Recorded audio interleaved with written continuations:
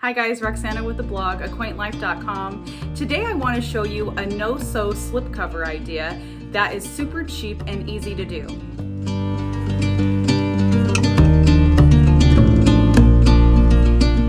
Welcome back to my channel. I actually debated whether or not I was going to share this with you guys because it is such a simple thing, and I know there's a lot of drop cloth out there, a lot of tutorials for drop cloths.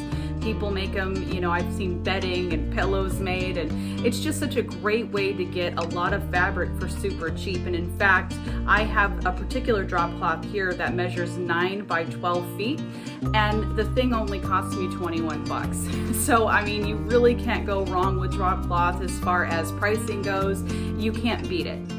Now, as I mentioned, this is no-sew. So if you're not gonna sew something, you have to remember that you're gonna have to do what I would call finagling, okay? You're gonna have to maneuver it and get it to work. And that's really what I'm gonna show you here, is I took my couch. Now you can obviously see there's not anything really particularly wrong with my couch, but in the vein of updating the area it's in, that's why I wanted to show you, because I don't think that we should have to spend a ton of money to maybe redo a couch or redo a chair or maybe put some new curtains up. And this is really a low-cost way of redoing my couch for literally under 70 bucks.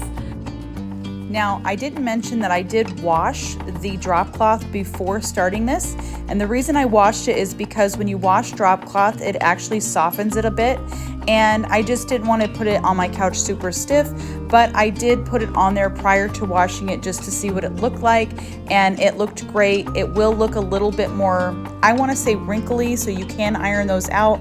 I'm not going to, because I figure we're going to be sitting on this.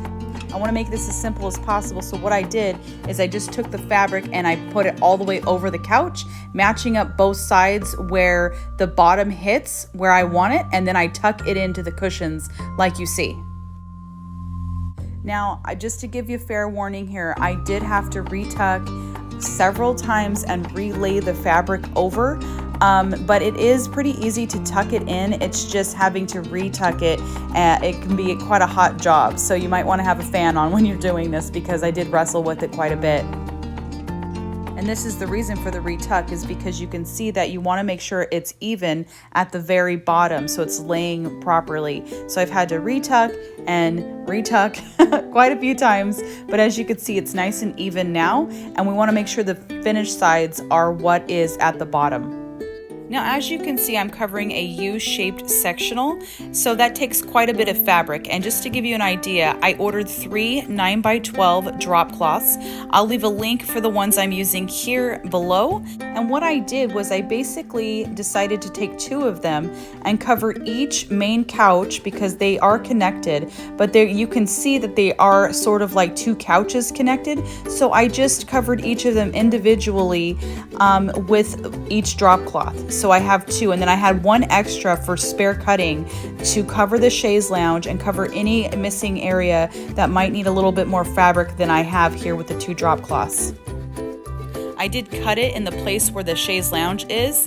If you don't have a sectional, obviously that won't be something you'll need to do, but for me, I cut it so that it tucks into that crease.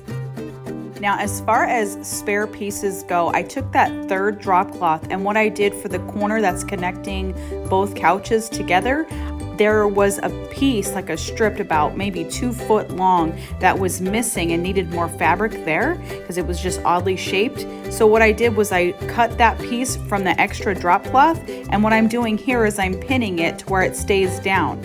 If your couch is against the wall, you won't need to pin it. I'm choosing to pin it because this is a heavy traffic area of my home, and the couch is not up against the wall.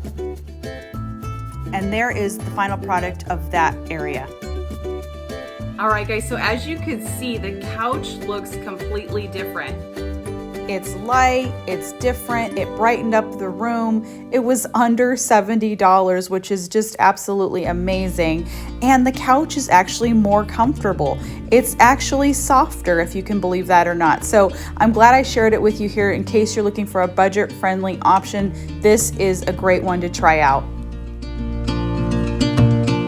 I hope that you enjoyed this video. I hope it helped you maybe get some ideas to refresh in your space for cheap. And I want to thank you so much for watching. And if you like this video, please hit that thumbs up button, because that lets me know that you like the content that I'm making here.